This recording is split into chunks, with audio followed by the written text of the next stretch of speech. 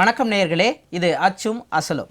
நாள்தோறும் நாளேடுகளில் அச்சாகும் செய்திகளின் அசல் தன்மையை அலசும் நேரலை நிகழ்ச்சி வழங்குவதற்காக சாமானியரின் குரலாய் நான் சிகாமணி. இன்று செய்தித்தாள்களில் பல்வேறு முக்கிய செய்திகள் வெளிவந்திருக்கின்றன. இது தொடர்பான விரிவான பார்வை வழங்குவதற்காக நம்மோடு பத்திரிகையாளர் பிரம்மா இணைக்கிறார். அவரை வரவேற்கலாம். சார், இனி காலை வணக்கம். சார், இன்னைக்கு தந்தியில் பார்த்தோம் அப்படின்னா பேனர் நியூஸ், நீதிமன்றத்தை அரசியல் மேடையாக்க வேண்டாம், முதலமைச்சர் கரூர் செல்ல தடை இல்லை, விஜய்க்கு எதிரான மனு தள்ளுபடி. திமுகவுக்கு உச்சநீதிமன்றம் கண்டனம் தெரிவிச்சிருக்குன்னே சொல்லலாம் இந்த வழக்கில். ஏன்னா திமுக இடையீட்டு மனு தாக்கல் செஞ்சுருந்தாங்க. இது தள்ளுபடியும் செய்யப்பட்டிருக்கு. திமுக இந்த வழக்கு தொடர்றதுக்கான காரணம் என்ன? இப்போ அவங்க மூக்கறுபட்டு வந்திருக்காங்கன்னு சொல்லலாமா? இல்லை, அதான் இந்த திடீர் அந்த 40 நாள் பதட்டத்தில் உச்சகட்டமாக அந்த வழக்கை நம்ம சொல்லலாம். இரண்டு தரப்புமே பல இடங்களில் சறுக்கிக்கிட்டு இருக்கு. ஆளும் கட்சியும் எதிர்கட்சியோட சறுக்களின் உச்சகட்டமாக அந்த வழக்கை நம்ம சொல்லலாம். இதை இப்போ அவசரமாக தாக்கல் செய்ய வேண்டிய அவசியம் இல்லை. இன்னொன்று, நீதிமன்றத்தில் போய் ஒரு முதலமைச்சரை பேசக்கூடாதுன்னு சொல்லக்கூடாது. அப்போ இந்த வழக்கு அதை ரொம்ப நீதிமன்றம் ரொம்ப சிறப்பான ஒரு விஷயம் சொல்லியிருக்கு. என்னென்னா, நீ எப்படி ஒருத்தர் பேசுவது கருத்து சுதந்திரத்துக்கு நாங்கள் எப்படி தடை விதிக்க முடியும்? அதுவும் இல்லாமல் ஒரு முதலமைச்சர் போய் நிவாரணம் வழங்குறத நீங்கள் எப்படி வழக்கை பாதிக்கும்னு நீங்கள் எப்படி சொல்லுவீங்க? நீங்கள் மக்கள் மன்றத்திலே போய் உங்கள் கருத்தையும் எடுத்து வைங்கன்னு சொல்லியிருக்காங்க. முதல்ல இப்போ இது போல் ஒரு சிக்கலான விஷயத்தில் திமுக போன்ற வழக்கில் அனுபவம் உள்ள ஒரு கட்சி இவ்வளோ அவசரப்படுறது முதல்ல தப்பு. ஏன்னா இந்த நிகழ்ச்சியை நடத்த விட்டுருக்கலாம். இந்த நிகழ்ச்சியை ஒட்டி பல்வேறு விஷயங்கள் இருக்குது. இப்போ செந்தில் பாலாஜி கைது இருக்குது. இன்னொன்று அந்த கரூர் எம்எல்ஏ பதவியை ராஜினாமா செய்து விஜய் பக்கத்திலே நிற்க போகிறாரு. இன்னொன்று இடைத்தேர்தல் பிரச்சாரம் போலவே இது இருக்க போகுது. இவ்வளவு இதையும் அதாவது கரூரில் தீர்க்க வேண்டிய பழி ஒன்று இருக்குன்னு ஒருத்தர் சொல்லியிருக்காரு. இவ்வளவையும் கால்குலேட் பண்ணி தான் விஜய் பேச்சு அன்னைக்கு அமைஞ்சிருக்கும். இப்போ உச்சநீதிமன்றத்துக்கு திமுக போனதுனால என்ன ஆயிடுச்சுன்னா, இப்போ ஒரு பார்டர் அவங்களுக்கு கிளியராக தெரிஞ்சிருச்சு. நம்ம இதுக்குள்ளே பேசினா போதும். அப்போ எங்கெல்லாம் தாவேக்கா தவறக்கூடிய இடங்களை பூரா நீங்கள் தவறிடாதீங்க, நீங்கள் இந்த இடத்துல சரியா இருங்க, இந்த இடத்துல தவறிடாதீங்க, நீங்கள் சரியா இருங்கன்னு தாவேக்காவை கவனமாக பார்த்துக்கிற வேலையை திமுக செய்தோன்ற மாதிரி இருக்குது. கடைசி இந்த செய்தியை பார்க்கும்போது ஒவ்வொரு விஷயத்துலையும் இப்போ ஒருவேளை அவங்க போய் ஏதாவது கான்ட்ரவர்சியலாக பேசியிருந்தா கூட அதை வைத்து உச்சநீதிமன்றம் போயிருக்கலாம் திமுக. இப்போ முன்னாடியே போனதுனால லாபம் யாருக்குன்னா தாவேக்காக்கு தான் லாபம். அதே மாதிரி பார்த்தோன்னா இதோட தொடர்ச்சியாகவே சொல்லலாம். இப்போது திமுக வழக்கை வாபஸ் வாங்கிக்கிறோங்கிற மாதிரி இதை ப்ரொஜெக்ட் பண்ணுறாங்க. உண்மையில் உச்சநீதிமன்றம் பல்வேறு கேள்விகளை நீங்கள் குறிப்பிட்ட மாதிரி நிறைய கேள்விகளை முன் வச்சதுக்கப்புறம் வேறு வழி இல்லாமல் வாபஸ் வாங்கிக்கிறோன்னு சொல்லியிருக்காங்க. இப்போ அடுத்து தொடர்ந்து சிபிஐ கிட்டையும் திமுக தரப்பில் ஆர்எஸ் பாரதி மனு கொடுத்துருக்காங்க. ரெண்டு விஷயம் அதில் பின்பாயிண்ட் பண்ணி சொல்லியிருக்காங்க. அதுவும் செய்தித்தாள்கள் இப்போ வெளியே வந்திருக்கு. அது என்ன அப்படின்னா, இப்போ அமைச்சர் ஆதவர்ஜனா பேசக்கூடிய கருத்துக்கள் அப்படிங்கிறது சாட்சியங்களையும் ஆதாரத்தையும் கலைக்கக்கூடிய வகையில் இருக்குது. ஏன்னா இந்த விசாரணை இன்னும் போயிட்டு இருக்கு. சிபிஐ விசாரணைங்கும் போது அவர் மேல சிபிஐ வழக்கு பதிவு செய்யணும் அப்படிங்கிற ஒரு விஷயத்தை குறிப்பிடுறாங்க. ரெண்டாவது விஷயம், முதலமைச்சரை நாங்கள் அவருடைய பயணத்தை முறைப்படுத்த சொல்லி கோர்ட்டுக்கிட்டையும் கேட்கல. இப்போ முதலமைச்சர் நிவாரணம் வழங்கக்கூடிய இந்த விஷயத்தை சிபிஐ கண்காணிக்கணும், என்னென்ன நடவடிக்கைகள்லாம் பண்றாங்கிறத உற்று நோக்கணும் அப்படிங்கிறதையும் வலியுறுத்தியிருக்காங்க. இப்போ இந்த வழக்கில் 2 பேருமே குற்றவாளிகள் கிடையாது. ஆதவர்ஜனாவும் குற்றவாளி கிடையாது, முதலமைச்சர் விஜயும் குற்றவாளி கிடையாது. அப்போ குற்றவாளி இல்லாத 2 நபர்கள் அந்த வழக்கில் சம்பந்தப்பட்டிருக்காங்களா இல்லையான்றதை இனிமேல் விசாரணையில் தான் தெரிய போகுது. அப்போ அப்படிப்பட்ட இன்னும் நிரூபிக்கப்படாத குற்றத்தில் இருக்கக்கூடியவர்கள் என்ன செய்யலாம் செய்யக்கூடாதுன்னு நீதிமன்றமோ இல்லை விசாரணை ஆணையமோ இப்போ அறிவுறுத்த முடியாது. எதையுமே ஒரு வழிக்குள்ளே கொண்டு வர முடியாது. இது திமுகவுக்கு தெரியாதா? அப்புறம் எப்படி இது உங்கள் சட்ட நடவடிக்கைக்குள்ளே உட்பட்டு வரும்? அதாவது வெறும் கவனத்தை ஈர்க்கிறதுக்கு மட்டுமே நீங்கள் செய்யக்கூடிய ஒரு செயல் இன்றைக்கி அவங்களுக்கே அது பேக் ஃபயர் ஆகிருக்குன்னு தான் நம்ம சொல்லணும். இதை வைத்து 2 தரப்புமே அரசியல் பண்ணுறாங்க. இப்போ இந்த 40 பேர் உயிருக்குண்டான நீதி கிடைக்குமானா கடைசி வரைக்கும் கிடைக்காது. என்னென்னா, எப்படி இறந்தாங்க, இது கூட்ட நெரிசலில் ஏற்பட்ட விபத்துன்னு நம்ம எடுத்துட்டோம்னா அதில் அரசுக்கும் பங்கு இருக்குது, அன்றைக்கு அந்த விபத்துக்கு காரணமாக இருந்தவருக்கும் பங்கு இருக்குது. அப்போ 2 தரப்புமே இதில் தவறுன்றது தான் இந்த வழக்கினுடைய விஷயம். இதை 2 தரப்பு ஒத்துக்குமா? இது ஒத்துக்காது. கடைசி வரைக்கும் இந்த விபத்துக்கான நீதி வந்து அந்த 40 பேருக்கு நீதி வந்து கிடைக்க போகிறதே இல்லை. இது அரசியல் ஆயிருச்சு. அதனுடைய வெளிப்பாடு தான் இப்போ உச்சநீதிமன்றம் போனது. இப்போ ஏற்கனவே நீங்கள் அவரை வந்து சட்டமன்றத்தில் தேர்தலுக்கு முன்பு வந்து பிரச்சாரம் பண்ண விடலை, தேர்தலுக்கு பின்பு சட்டமன்றத்தில் பேச விடலை, அதற்கப்புறம் வந்து பாதிக்கப்பட்டவர்களை கரூருக்கு போய் பார்க்கணும்னா பார்க்க விடலை, அப்படின்ற ஒரு பிரச்சாரத்தை தொடர்ந்து தாவேகா முன்னெடுத்துக்கிட்டு வர்ற நேரத்தில் திமுக இது போன்ற விஷயங்களை செய்வது மீண்டும் மீண்டும் தாவேகாக்கு தான் பலம் கொடுக்குமே தவிர ஒரு எதிர்க்கட்சியாக ஒரு ஆக்கப்பூர்வமான மக்கள் பிரச்சனையில் திமுக செயல்படுதுன்ற எண்ணம் வராது. நிச்சயமா இதுல இன்னொரு பார்வை நம்ம பார்க்கலாம். இப்போ திமுக வந்து விஜய் அவர்களை வந்து கரூர் போக விடாம தடுக்கிறாங்க, நிறைய குற்றச்சாட்டு வந்து வைக்கிறாங்கன்னு சொல்றீங்க. இப்போ 5000 பேருக்கு உள்ளதான் வந்து கூட்டம் நடத்தணும்னு சொல்லி திமுக நிர்பந்திக்கிறதுங்கிறது மாதிரி நிறைய விதத்தில் வந்து அவங்க வந்து நரேட்டிவ் வந்து கொண்டு வந்தாங்க. ஆனால் இப்போ முதலமைச்சர் திருச்சி கிழக்கில் போகும்போது சரி, இப்போ கரூருக்கு போகும்போதும் 5000 நபர்களுக்கு உட்பட்ட மக்களை தான் சந்திக்கிறாரு. இப்போ ஆட்சி அதிகாரம் அவங்ககிட்ட தானே இருக்குன்ற ஒரு கேள்வி எழுது இல்லையா? இல்லை, அந்த தூய சக்திகிட்டே நிறைய கேள்விகள் இருக்குது. இப்போ நீங்கள் வந்து இந்த விபத்துக்கு காரணம் காவல்துறைன்னு சொல்கிறீங்க. இப்போ நீங்கள் வந்து கணக்கு தீர்க்கப்படும்னா இன்றைக்கு போகிற அன்னைக்கு இந்த இதோட முக்கியமான விஷயத்துக்கு காரணமான செந்தில் பாலாஜியை தேடப்படும் குற்றவாளியை அறிவிச்சாச்சு. இப்போ இந்த காவல்துறையில் இருந்த அதிகாரிகள் மீது, அன்னைக்கு காவலர்களாக இருந்தவர்கள் மீது என்ன நடவடிக்கை எடுத்திருக்கீங்க இது வரைக்கும்? அப்போ நீங்கள் வந்து தூய சக்தி பழி வாங்கணும்னா எல்லாரையும் சேர்த்து தானே பழி வாங்கணும். அது என்ன வந்து கரெக்டாக அரசியல்வாதிகளை மட்டும் திளைந்தெடுத்து பழி வாங்குறதுனா, அன்னைக்கு காவல்துறை அந்த ஒழுங்கான நீங்கள் எந்த அரசியல்வாதி என்ன சொல்லியிருந்தாலும் நீங்கள் சரியான முறையில் பாதுகாப்பு கொடுத்துருந்தா அந்த விபத்தே நடந்திருக்காது. அப்போ முக்கியமான குற்றவாளியை அரசு துறை அதிகாரிகள் தானே இருக்காங்க. மேலும் நீங்கள் வந்து விபத்து நடந்ததுக்கப்புறம் ஹோம் சீஃப் செக்ரட்டரி எல்லாருமே சேர்ந்து மொத்தமாக பிரச்சனை சந்திச்சாங்கல்ல. அப்போ உங்கள் மீது தான் வந்து பிரச்சனை இருக்குது, நீங்கள் லேட்டாக வந்தது தான் முக்கிய காரணம்னு அரசு துறையிலிருந்து தான் உங்களே வந்து குற்றம் சாட்டப்பட்டுச்சு. அந்த அதிகாரிகள் பூராமே நல்ல நிலையில் இருக்காங்க இன்னைக்கு. அதாவது யாரெல்லாம் இவரை வந்து குற்றவாளின்ற ரீதியில் பேசினாங்களோ அவங்க பூராமே உயர்மட்ட அதிகாரிகள் போஸ்டிங் கொடுத்து இன்னைக்கு இருக்காங்க. அப்ப நீங்க செலக்டிவா ஒரு அரசியல் ரீதியா மட்டுமே இந்த நடவடிக்கையை தொடர்றீங்கன்னா இது அரசியலாக்கப்பட வேண்டும்ன்றதுக்காக மட்டுமே செய்யக்கூடிய விஷயமா தானே இருக்குது. நிச்சயமா சார், விரிவாக பேசியிருக்கோம். அடுத்த ஒரு செய்தி தினகரனில் வந்து பேனர் நியூஸாக வந்திருக்கு. அரசு பள்ளி மாணவியை வந்து அமைச்சர் கீர்த்தனா அவமானப்படுத்திட்டாங்க, அவங்க மேலே நடவடிக்கை எடுக்கணும்னு சொல்லி தேசிய குழந்தைகள் பாதுகாப்பு ஆணையத்தில் திமுக எம்பி சல்மா வந்து புகார் மனு கொடுத்துருக்காங்க. இந்த விஷயம் வந்து கடந்த ஒரு 3-4 நாட்களாக செய்தித்தாள்களை தாண்டி சமூக ஊடகங்களில் மிகப்பெரிய விவாதமாக மாறி இருக்கு. அமைச்சர் கீர்த்தனாவுக்கு எதிராக பல்வேறு கருத்துக்களை பார்க்க முடியுது. இது எப்படி பார்க்கலாம்? இல்லை, அதான் அந்த கீர்த்தனா வந்து தொடர்ந்து, அதாவது நீங்கள் ஒரு குழந்தை அரசு இதில் வந்து எல்லாருமே கற்றுக்குறாங்கன்றத நம்ம சொல்கிறதுல மக்கள் அனைவருமே வந்து அவங்களுக்கு 6 மாதம் டைம் கொடுக்கணும். இதுக்கு இடையில் திமுக செய்யக்கூடிய விமர்சனங்களை கூட புறந்தள்ளுற அளவுக்கு மிகப்பெரிய தாராள மனப்பான்மையோட மக்கள் இருக்கிறாங்க. அதை நீங்கள் புரிஞ்சுக்கணும். தாவேகால இருக்கிறவங்க உங்களுக்கு கொடுக்கக்கூடிய சுதந்திரத்தை நீங்கள் வந்து ஓவராக எடுத்துக்கிட்டு அதெல்லாம் நம்மளை யாருமே கேள்வி கேட்க முடியாதுன்ற ஆணவத்தில் தெரியக்கூடாது. தொடர்ந்து பாருங்க, அந்த கீர்த்தனான்றவங்க தொடர்ந்து பிரச்சனையில சிக்கிக்கிட்டே வராங்க. ஒரு முக்கியமான ஒரு விஷயத்துல கூட சிரிச்சுக்கிட்டு வந்தாங்கன்னு ஒரு பிரச்சனை வந்துச்சு. அந்த குழந்தை இது விஷயத்துல நீங்க சிரிச்சுக்கிட்டு வந்தீங்கன்னு வருது. அது போல நீங்க வந்து இது முதலீடுகளை ஈர்க்க போன இடத்துல ரீல்ஸ் போட்டீங்கன்றது இருக்கு. அதுக்கப்புறம் இப்போ வந்து இது ரொம்ப மன்னிக்க முடியாத ஒரு தவறு. நீங்க வந்து யாரை குற்றவாளியாக்கணும்? ஒரு குழந்தை சரியாக ஆங்கிலமோ தமிழோ படிக்கலைன்னா அதுக்கு காரணம் அந்த குழந்தை கிடையாது, அந்த ஆசிரியரும் அந்த துறையும் தான் அதுக்கு காரணம். நீ சரியான அது பேக்கை தூக்கிட்டு வீட்டில் ஒரு பள்ளிக்கூடத்துக்கு வரத்தான் முடியும். அவர்களுக்கு எப்படி கல்வி கொடுக்கணும், குழந்தை என்ன தரத்தில் இருக்குது அப்படின்னு பிரித்து நீங்கள் வந்து கல்வி கொடுக்க வேண்டிய அவசியம் அந்த துறையை சார்ந்தவர். இப்போ ஆசிரியர் இருக்காங்க, இஓ இருக்காங்க, டிஓ இருக்காங்க. இப்படி வந்து கல்வித்துறையில் இருக்கிற அதிகாரிகளை நோக்கி கேட்க வேண்டிய கேள்வியை நீங்கள் யாரை நோக்கி கேட்குறீங்க? இதில் இன்னொரு முக்கியமான விஷயம், அந்த குழந்தையோடைய வீடியோ வந்து வெளியாகியிருக்கு. இதை வந்து வீடியோ பதிவு செய்த குற்றச்சாட்டு வந்து அமைச்சர் இன்னும் ரீல்ஸ் முகத்தில் தான் இருக்காங்கன்ற மாதிரி வச்சுருக்காங்க.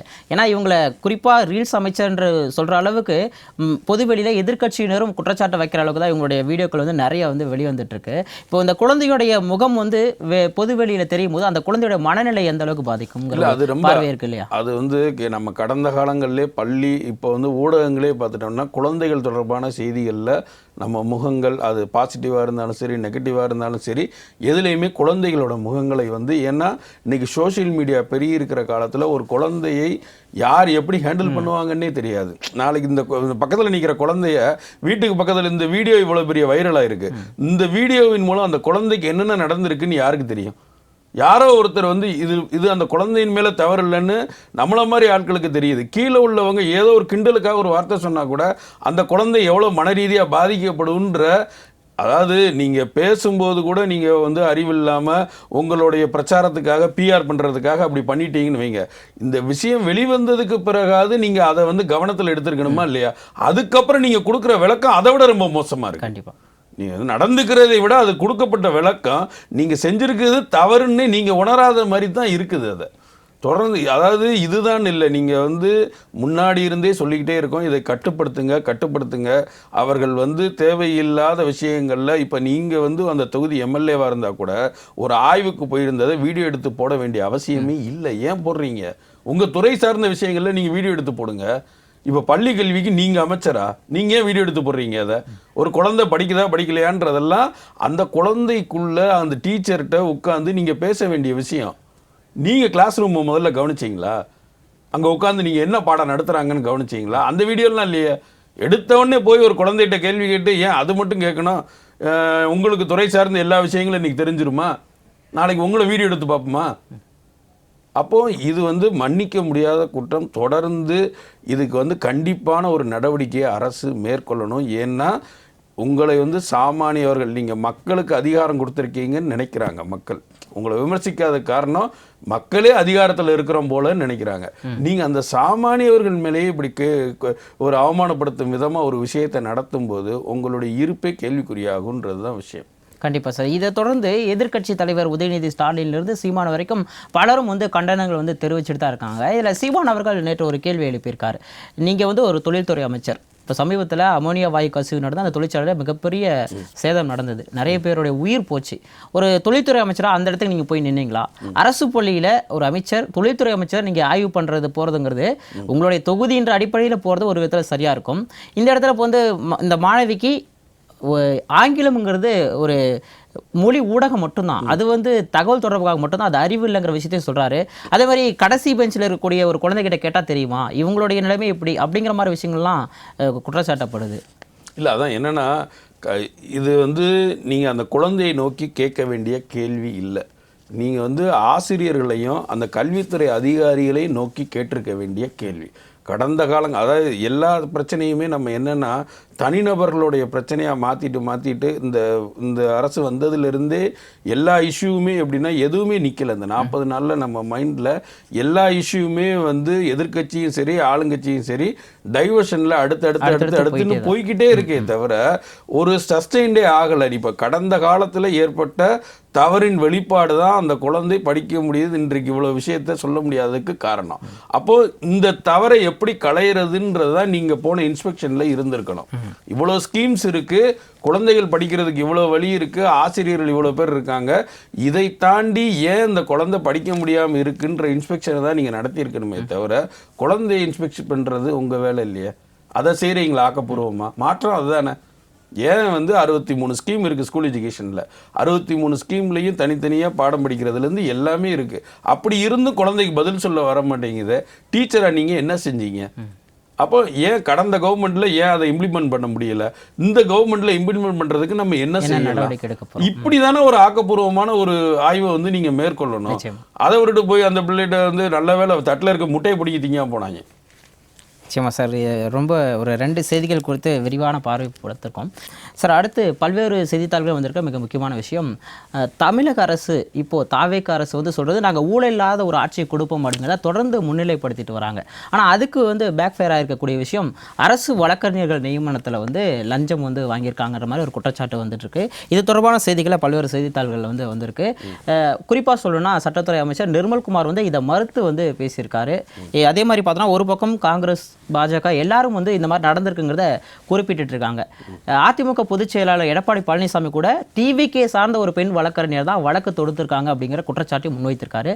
என்ன நடக்குது, இது எப்படி மக்கள் புரிஞ்சுக்கலாம்? அதான் என்னன்னா, எப்போ இந்த அரசு வந்த நாள் அந்த மாதத்திலிருந்து கடந்த முறை நியமிக்கப்பட்ட அரசு வழக்கறிஞர்கள் எல்லாமே வந்து அவங்களோட இது முடிந்து புதிய வழக்கறிஞர்களை போட்டிருக்கணும். அது போடாமல் இன்னும் வந்து இழுத்தடிச்சுக்கிட்டே இருக்குது. இதை வந்து மேலூரில் ஒரு நீதிமன்றத்தில் ஒரு வழக்கறிஞர் ஒரு நீதிபதி அருமையாக சொல்லியிருக்காரு. ஒரே குற்றவாளி விசாரணை நீதிமன்றத்திலையும் ஜாமீன் கோரியிருக்காரு, உயர்நீதிமன்றத்திலையும் ஜாமீன் கோரியிருக்காரு. ஒரே நேரத்தில் 2 இடத்துல நீங்கள் எப்படி ஜாமீன் கோரலாம்? இது வந்து முறையில்லாத விஷயம் இல்லையா? இதை வந்து அரசு வழக்கறிஞர் நீதிபதிக்கு சொல்லணும். ஏன்னா 2 பேருக்கு இடையில பாலமாக இருக்கிறது நீங்க தான். அப்போ அரசுக்கும் நீதிமன்றத்துக்கும் இடையில பாலமாக இருக்கிறவர் அரசு வழக்கறிஞர். அவரே வந்து இது போல விஷயங்களை தெரியாமல் இருந்தால் ஒரு வழக்கு எப்படி நேர்மையாக நடக்கும்? அப்போ அரசு வழக்கறிஞர்கள் நியமனம்ன்றது ரொம்ப தகுதியான நபர்களை நீங்கள் அரசு வழக்கறிஞர்களாக நியமிக்கணும். தொடர்ந்து இந்த அரசு வழக்கறிஞர் நியமனத்தில் இருக்கக்கூடிய இழுபறிகள்லாம் எனக்கு வந்து வருத்தத்தை அளிக்குதுன்னு சொல்கிறாங்க.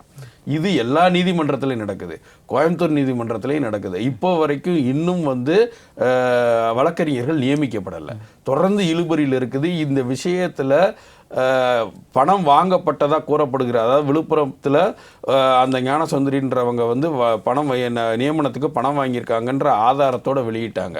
அதுக்கப்புறம் வந்து காங்கிரஸ் சார்பில் எங்களுக்கான வேட்பாளர் பட்டியலை ஒன்று கொடுத்து அவங்க ஒன்று கொடுக்குறாங்க, விசிகா ஒன்று கொடுக்குறாங்க, அப்புறம் இன்னும் 2 பேர் யாரோ வந்து பரிந்துரை கடிதங்கள் கொடுத்துருக்காங்க. இப்படின்னு வந்து நிர்மல்குமார் ஒரு பக்கத்தில் இது நேர்மையாக நடக்கும்னு சொல்லிக்கிட்டு இருக்க நேரத்திலேயே இன்னொரு பக்கத்துலேருந்து இது போல ஆதாரங்கள் வந்து தொடர்ந்து வந்துக்கிட்டே இருக்கு. 2 வாரமாக அந்த இழுபறி தொடர்ந்துக்கிட்டே இருக்கு. நீங்கள் நேர்மையாக பண்ணுறதா இருந்தால் 2 பிபி, அதாவது வந்து அரசு உயர்நீதிமன்ற வழக்கறிஞர்களை வைத்து நேர்மையான முறையில் தேர்வு நடத்தி உடனடியாக வந்து பதிவு போட்டிருக்கலாம். இல்லை ஏற்கனவே நீங்கள் தேர்வு செய்யப்பட்டவர்களை உடனடியாக வந்து அவங்கள வந்து சார்ஜ் எடுத்துக்க கூட சொல்லலாம். அதுவும் இல்லாமல் இப்போ பணம் கொடுத்தவர்களை நீங்கள் வந்து இல்லைன்னு சொன்னீங்கன்னா அவன் பூரா எல்லாமே வந்து போய் வழக்கு தொடருவான். இப்போ இன்னும் வந்து அரசு இந்த வழக்கிலே யார் ஆஜராகுதுன்னே தெரியல. முதல்ல அரசுக்கு சம்பந்தப்பட்ட வழக்குகளை இப்போ வெளியிலிருந்து வேற வழக்கறிஞர்களை நியமிக்க முடியாது. இவ்வளவு பெண்டிங் வழக்குகள் இருக்கு, இவ்வளவு பிரச்சனைகளும் இருக்கக்கூடிய மிக முக்கியமான பிரச்சனையில் இன்னும் ஏன் காலதாமதம்னு தெரியல. தொடர்ந்து எல்லா தலைவர்களுமே வந்து எல்லா கட்சியினுடைய தலைவர்களுமே இது கண்டனம் தெரிவிச்சிட்டாங்க. ஆனாலும் இது ஒரு முடிவுக்கு வர மாட்டேங்குது. விரைவில் நியமிக்கப்படுவோம்னா ஒன்று அவங்க ஏற்கனவே முன்பே இருந்தவர்களே ஒரு மாதம் 2 மாதம் கூட நீட்டிப்பு கொடுத்துட்டு நீங்கள் அதுக்குள்ளே ஒன்று கால்ஃபர் பண்ணி ரெடி பண்ணியிருக்கலாம். இப்போ இதெல்லாம் தான் நீங்கள் கற்றுக்கக்கூடிய முறைனா ரொம்ப முக்கியமான விஷயத்தில் இந்த அரசு அதிகாரிகள் என்ன செய்கிறாங்கன்றது நமக்கு தோணுது. இப்போ அரசு தான் புதுசு, இப்போ புதுசாக வந்திருக்க அமைச்சர்கள் இவங்க தான் புதுசு. ஏற்கனவே இந்த துறையின் செயலாளராக இருந்தவங்க என்ன செஞ்சாங்க? அவங்க இதை இமீடியட்டாக எடுத்து இதை நடவடிக்கை எடுத்திருக்கணும் இல்லையா? ஏற்கனவே போட்டிருக்கணும். இப்போ இதனால் பாதிப்பு மக்களுக்கு தான். கண்டிப்பாக சார். ஏன்னா இப்போ ஏற்கனவே நம்ம சொன்ன மாதிரி இந்து தமிழில் கூட இதுக்கான ஆதாரங்களோட வெளியிட்டிருக்காங்க. இந்த மாதிரி பரிந்துரை கடிதம் கட்சி தரப்பில் வந்து கொடுத்துருக்காங்கன்னு நம்ம சமூக வலைதளங்களை பார்க்கும்பொழுது கூட ஒரு ஆடு திருடிய வழக்கில் குற்றம் சாட்டப்பட்ட வழக்கறிஞர் வந்து அரசு வழக்கறிஞர் வந்து நியமிக்கப்பட்டிருக்காரு. இந்த மாதிரி இருந்தாலும் கூட சட்டத்துறை அமைச்சர் நிர்மல்குமார் சொல்கிறாரு, இந்த மாதிரி இது வரைக்கும் எந்த ஒரு லஞ்சம் ஊழலும் நடக்கலை, அப்படி நடந்தது அப்படின்னா நீங்கள் வந்து புகார் கொடுங்க, நாங்கள் நடவடிக்கை எடுக்கிறோம் அப்படிங்கிற மாதிரி சொல்கிறாரு. இல்லை அதான் ஏற்கனவே அதுதான் விழுப்புரத்தில் தாவேகா கட்சியை சேர்ந்த ஒரு பெண்ணு தான் வந்து வழக்கை கொடுத்துருக்காங்க. அந்த வழக்கு வந்து முழுமையாக வந்து மறைக்கப்படுது செய்திகள் மற்ற விஷயங்கள்ல. முழுக்க வந்து நீதிமன்றத்தில் இந்த இன்னும் நியமனங்கள் இல்லை அப்படின்ற செய்தி மட்டும்தான் நமக்கு காட்டப்படுதே தவிர இந்த வழக்கும் பெண்டிங்கில் இருக்குது. இன்னும் அந்த வழக்கு சம்மந்தமாக இன்னும் வந்து எதுவுமே வரல. அப்படிங்கும்போது நீங்கள் 2ஐயுமே ஒரு பேரலாக வச்சு இதை இவ்வளோ தூரம் இழுக்க போய் தானே உங்களுக்கு இவ்வளோ பிரச்சனைகள் வருது. உடனடியாக நியமிக்க வேண்டியதானே? ஏன் இந்த சுணக்கம் ஏற்படுதுன்னு தான் கேட்குறோம். ஏன் சுணக்கம் ஏற்படுதுன்னா ஏற்கனவே பணம் வாங்கியவர்களை எப்படி சரி கட்டுறது? அவர்கள் எல்லாம் நீதிமன்றத்துக்கு போயிட்டாங்கன்னா இது பெரிய விஷயம் ஆயிரும் இல்லையா? எல்லா மாவட்டத்திலையும் இருக்கிறவங்க பூரா மொத்தமாக நீதிமன்றத்துக்கு போயிட்டாங்கன்னா அப்போ இதில் உடனடி தீர்வு எடுக்க வேண்டிய அவசியம் இருக்குது. இதை உடனடியாக தீர்வு எடுக்கணும். இது வெறும் கட்சிக்கு மட்டும் இல்லை, மக்கள் ஒவ்வொரு நீதிமன்றத்திலையும் ஒரு வழக்கு எவ்வளவு மன ரீதியான பாதிப்புகளை அந்த புகார்தாரருக்கு ஏற்படுத்தும்ன்றதை நீங்கள் தெரியும். இந்த நேரத்தில் அரசு வழக்கறிஞர் இல்லைன்னா அந்த வழக்கு நாள் கொண்டு தள்ளிக்கிட்டே போகும். அது மீண்டும் மன உளைச்சல். அதனால் இம்மிடியட்டாக அந்த விஷயத்தை தீர்வு காணணும். கண்டிப்பாக சார். அடுத்து இன்றைக்கி பார்த்தோம் அப்படின்னா தந்தி முதற்கொண்டு எல்லா செய்தித்தாள்களும் வந்திருக்க விஷயம், இப்போது Uthangarai MLA TVK MLA Ilaiyaraaja கிட்ட வந்து திமுக தரப்பில் பேரம் பேசினதா ஒரு வழக்கு. அதில் வந்து இன்றைக்கி வந்து உயர்நீதிமன்றத்தில் நேற்றும் காரசாரமான விவாதங்கள் போயிருக்கு. இன்றைக்கி தீர்ப்பு வழங்க போகிறாங்க. இந்த தீர்ப்பு வந்து எப்படி இருக்க போகுது? இல்லை, அது என்னென்னா, இந்த தீர்ப்பு எனக்கு தெரிந்து இந்த வழக்கு எந்த விதத்தில் நிற்கும்ன்றது தெரியல. அதாவது தொடர்ந்து குதிரை பேரம் பார்த்தீங்கன்னா இந்த வழக்கு ஒன்று, அதே மாதிரி செந்தில் பாலாஜி வந்து முன்ஜாமீன் கேட்டு மனு அளிச்சிருக்காரு, அது ஒன்று. அதுக்கப்புறம் வந்து இந்த ஸ்ரீவைகுண்ட எம்எல்ஏ ஒரு ஆடியோ வெளியிட்டு நேற்று வந்து அது என்னையும் பேசுனாங்கன்னு சொன்னது. அதற்கு வந்து கவுண்டர் அனிதா ராதாகிருஷ்ணன் வந்து ஒரு கவுண்டர் கொடுத்துருக்காரு. அது இதே போல் செங்கோட்டையன் ஒரு கவுண்டர் கொடுத்துருக்காரு. ஏற்கனவே இந்த குதிரை பேரத்தை தொடங்கினதே வந்து திமுக தான் அப்படின்னு. அப்போ கடந்த சில நாட்களாக இந்த அரசோ இல்லை தமிழ்நாடோ குதிரை வேகத்தில் போகுதோ இல்லையோ, குதிரை பேரன்ற வார்த்தை குதிரை வேகத்தில் போய்கிட்டு இருக்கு தமிழ்நாட்டில். அதை வந்து மாற்ற முடியல. அப்போது தொடர்ந்து இந்த குதிரை பேரம்ன்ற விஷயம் 2 வாரம், அதாவது வந்து எப்போ அதிமுக எம்எல்ஏக்கள் ராஜினாமா பண்ணி தாவேக்காக்கு போனாங்களோ அதில் இருந்து 2-3 வாரமாக தமிழக அரசியலில் அதாவது தீர்க்கமுறை இடம் பிடிச்சிருக்கு இந்த குதிரை பேரம். அதுக்கு முன்னாடி அமமுக எம்எல்ஏ அதாவது இந்த அரசு வந்ததிலிருந்து நடக்குது. தொடர்ந்து இதுக்கு என்ன ஊத்துற மாதிரி எதிர்கட்சி, அதாவது வந்து திமுக தலைவர் ஸ்டாலின் 6 மாசத்துல இந்த ஆட்சி கவுந்துரும் அப்படின்னு அவர் வந்து என்ன ஊத்துறாரு. பதிலுக்கு வந்து அப்போ இந்த தரப்புல இருந்து என்ன சொல்றாங்க, அவர் 6 மாசம் ஆட்சியை கவுத்துருன்னா எம்எல்ஏ தூக்குறதுல தவறில்லப்பா அப்படின்னு இவங்க சொல்றாங்க. 6 மாசத்துல ஆட்சியை கவுக்க போறாங்கன்னா அப்ப அவங்க யாரோ 10 எம்எல்ஏ தூக்கிட்டாங்க, அதனாலதான் அவங்க சொல்றாங்க இவ்வளவு கான்பிடண்டா அப்படின்னு 2 பக்கமும் குதிரையை வேகத்துல ஓட விடுறாங்க. இது ஜனநாயகத்துக்கு ஆரோக்கியமானது இல்லை. இப்போ இந்த விஷயத்தில் எடுத்துக்கிட்டிங்கன்னா இதில் அந்த 30 கோடி ரூபா வந்து வரைக்கும் 35 கோடி ரூபா வரைக்கும் பேரம் பேசப்பட்டது.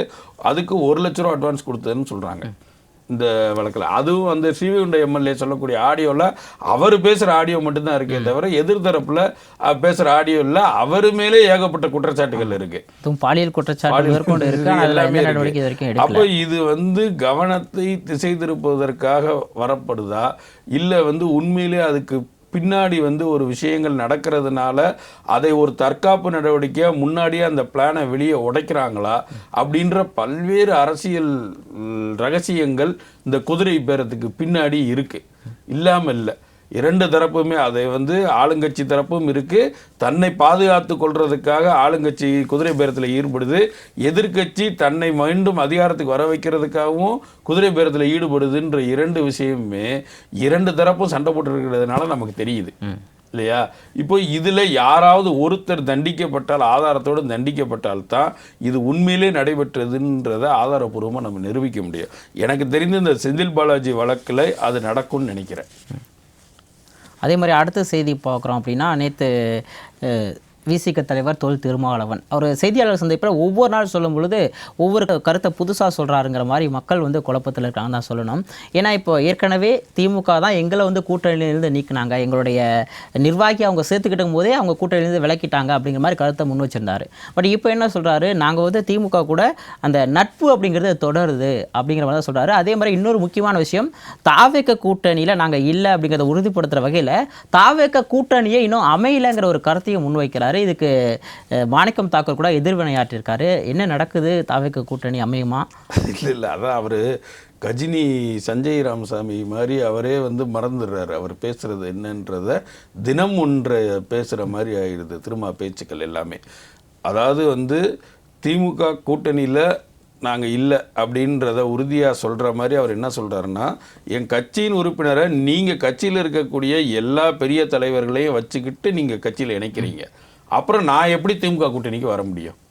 பனையூர் பாபு நீங்கள் வந்து திமுகவினுடைய எல்லா முக்கிய நிர்வாகிகளும் மேடையில் வச்சுக்கிட்டு அவர் ரொம்ப, அதாவது விசிகாவே திமுகவுக்கு வந்துட்டது போல் ஒரு தோற்றத்தை உருவாக்குறீங்க. இப்படி ஒரு தோற்றத்தை உருவாக்குனதுக்கப்புறம் நான் திமுக கூட்டணிக்குள்ளேயோ இல்லை திமுக மேலேயோ நான் எப்படி போக முடியும்? அதே பக்கம் தாவேக்காவோடு நாங்கள் வெறும் அரசியல் கூட்டணி கிடையாது, அது வெறும் அரசு கூட்டணி மட்டும்தான், ஆட்சியில் நாங்கள் பங்கு பெற்றிருக்கோம், அவ்வளோதான், இதுக்கு மேலே எங்களுக்கு எதுவும் இல்லைன்னு இந்த முடிவை விசிகா எடுக்க முடியாது. இந்த முடிவை வந்து கம்யூனிஸ்டுகள் எடுக்கலாம், ஏன்னா அவங்க அரசில் பங்கு பெறல. அவங்க இதை சொல்றதுல நியாயம் இருக்கு, நீங்க சொல்றதுல எப்படி நியாயம் இருக்க முடியும்? ஒரு அரசு செயல்படுதுன்னா அந்த அரசில் இருக்கக்கூடிய லாப நட்டை எல்லாத்துலேயும் உங்களுக்கும் தானே பங்கு இருக்கு.